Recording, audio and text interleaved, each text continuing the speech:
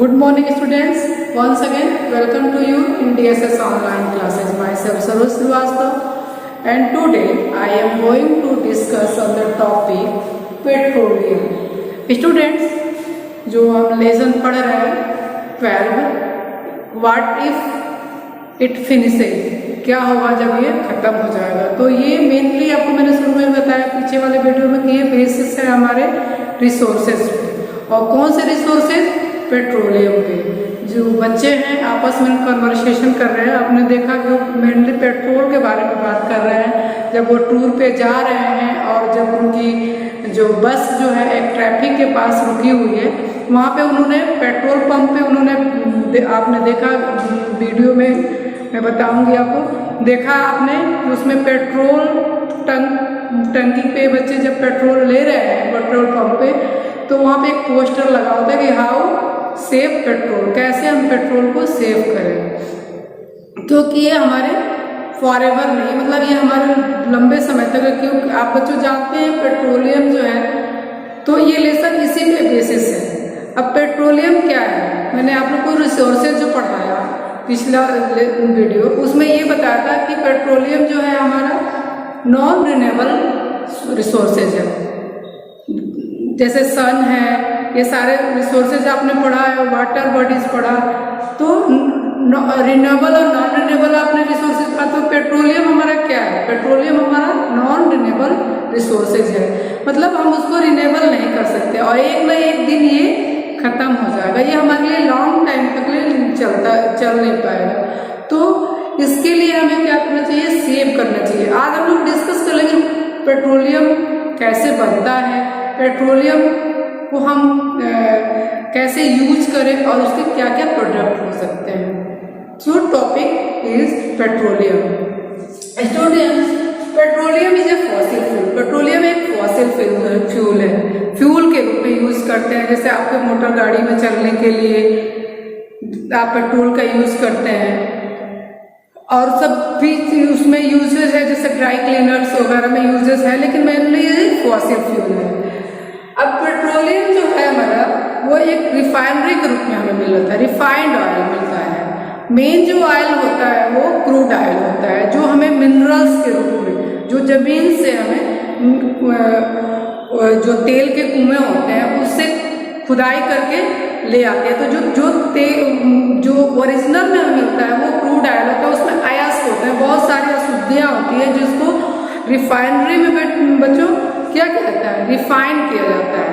और उसके बाद वो अलग अलग रूपों में, केरोसिन के रूप में, पेट्रोलियम के रूप में और डीजल के रूप में, एलपीजी गैस के रूप में, ये सब के रूप में मिलते हैं और हम उसको यूज करते हैं। तो crude oil is naturally occurring that can be refined to make petrol, diesel, kerosene oil, etc. Crude oil जो नेचुरली हमको कोल माइंस में से पेट्रोलियम से जो हम लोग नीचे से निकालते हैं, वेल से, कुओं से जो निकालते हैं पेट्रोल को, उसको क्रूड ऑयल कहते हैं और उसको रिफाइनरी में ले जा करके हम लोग रिफाइन करते हैं।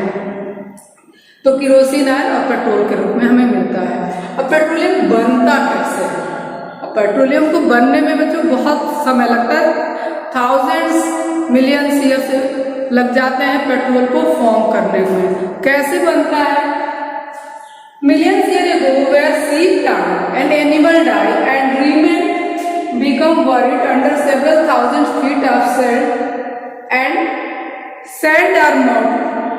They converted into fossil fuel and therefore petroleum or formed. जो आपके सी क्रिएचर्स है, और वो क्या होते हैं, धीरे धीरे नीचे की तरफ पानी के में आपके सैंड वगैरह नीचे तरफ से जो सेटल मरते हैं और धीरे धीरे वो सेटल हो जाते हैं पानी में, धीरे धीरे डॉक्यूमेंटेशन होता है। फिर वो जो है थाउजेंड्स ईयर एगो ऐसे दबते चले जाते हैं और उस नीचे जाकर के वो पेट्रोल के रूप में फॉर्म होते हैं जब, और उसको बहुत ही नीचे से तेल के कुओं के द्वारा से हम लोग निकालते हैं और उसको फिर रिफाइनरी में ले जाते हैं। तो पेट्रोल जो है बनने में हमें थाउजेंड्स मिलियंस ईयर एगो लगते हैं, बहुत ज़्यादा टाइम लगता है। इसलिए हमें इसको क्या करना चाहिए? बहुत ही उसमें खर्च करना चाहिए।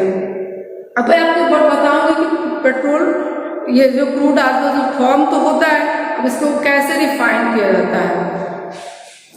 तो बच्चों आप लोगों ने देखा कि पेट्रोल जो क्रूड ऑयल निकलता है उसको रिफाइनरी में पहले ले जा करके रिफाइन किया जाता है और फिर उसको अलग अलग प्रोडक्ट उसके बनाए जाते हैं, जैसे केरोसिन और डीजल तो बनते हैं।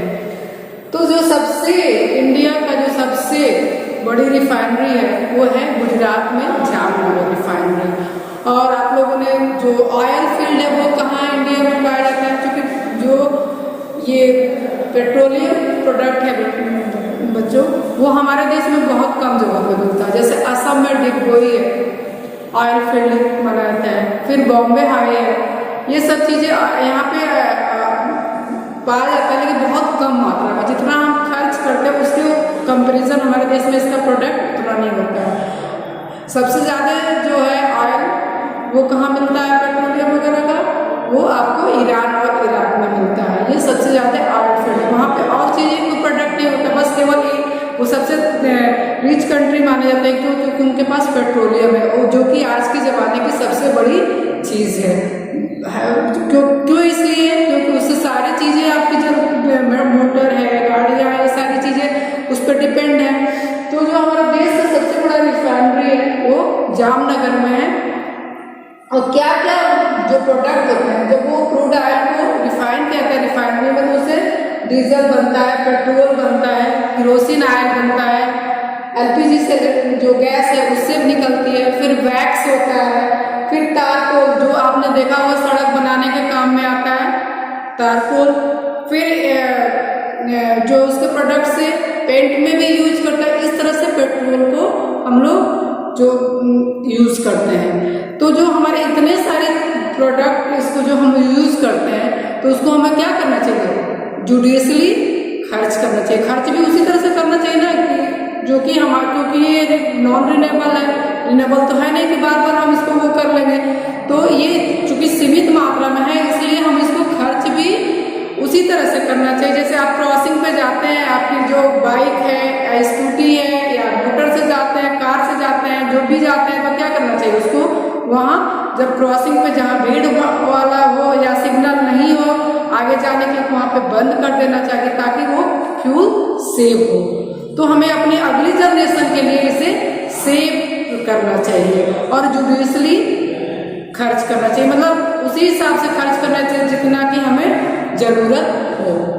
Thank you, good day.